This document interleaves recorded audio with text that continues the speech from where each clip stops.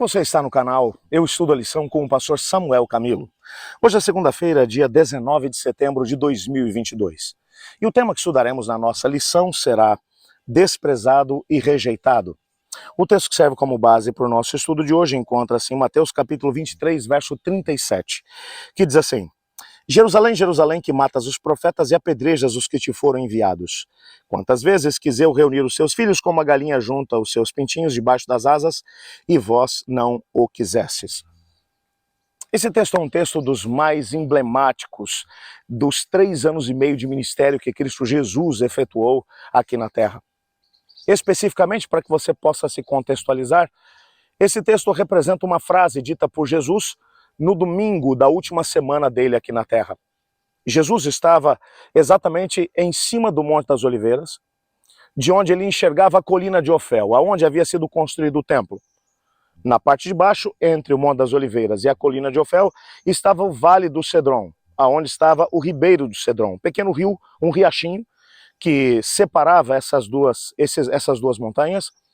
Subindo agora a colina de Ofel, você encontrava as muralhas da cidade de Jerusalém, um dos portões que levava até a colina de Ofel, onde você encontraria o templo de Salomão que havia sido construído. Na verdade, agora o templo de Zorobabel.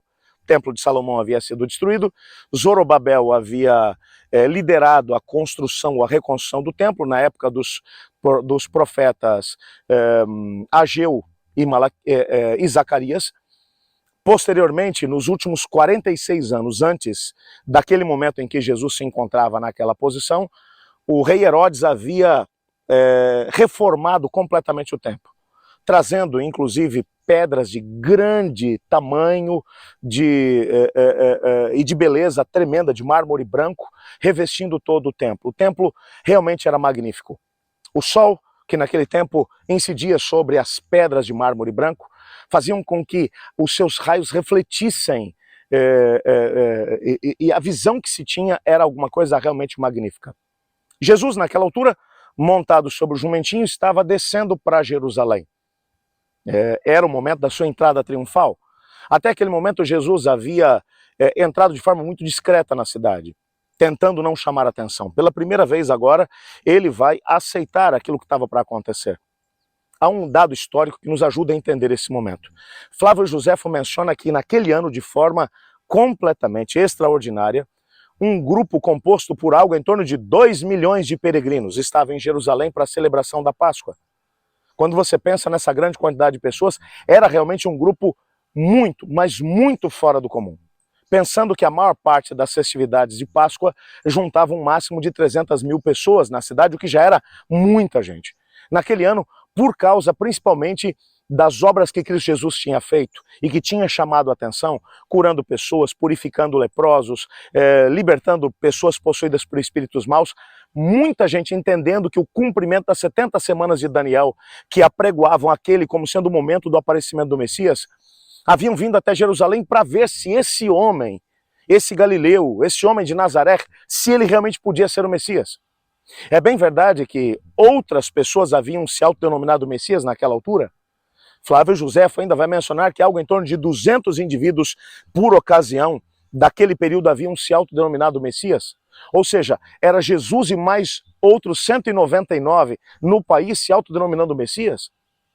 E agora, diante daquele momento que ele está para poder entrar de forma triunfal na cidade, as pessoas o estão aclamando, dizendo: bendito que vem em nome do Senhor, Hosana ao filho de Davi. Eles colocam palmas, balançam palmas, eles colocam as suas próprias roupas no chão para que Jesus passe por cima. Eles estão esperando realmente que Jesus se sente no trono de Davi. É esse o contexto.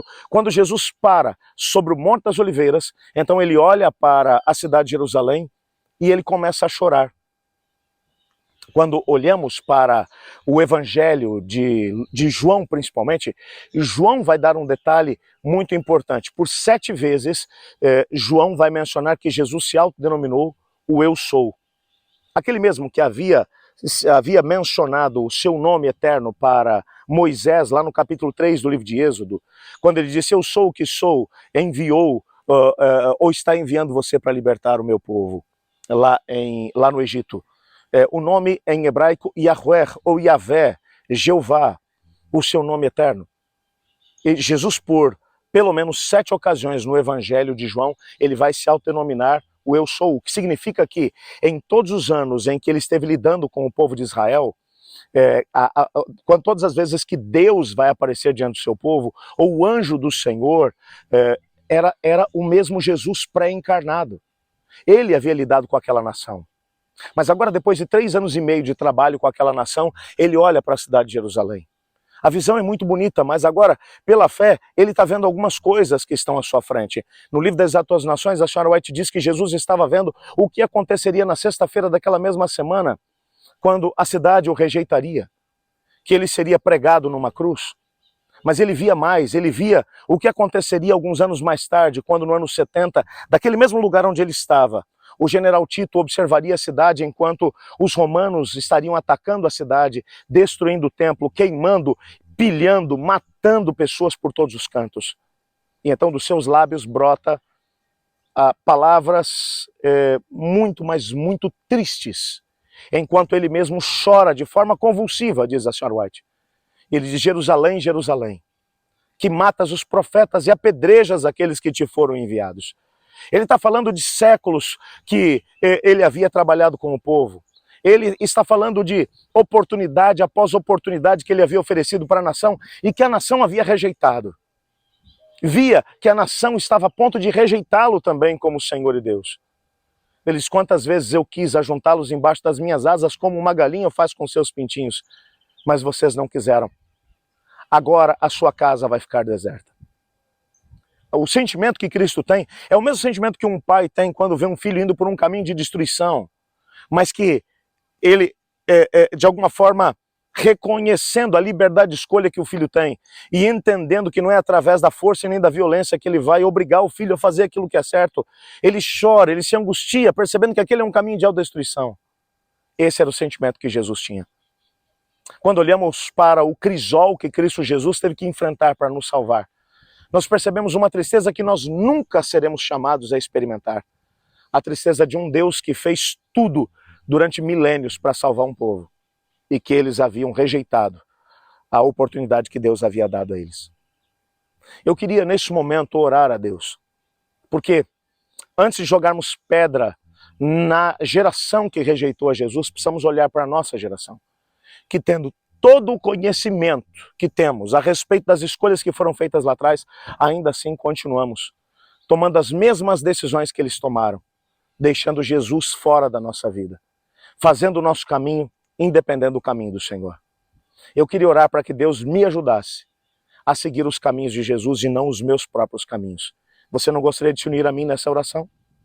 Obrigado, Pai, porque em Tua palavra descobrimos que o Senhor nos ama, que tem planos para nós, assim como tinha planos para Israel enquanto nação. Ajuda-nos a fazermos escolhas melhores do que eles fizeram, pois é em nome de Jesus que oramos. Amém. Eu estudo a lição. E você?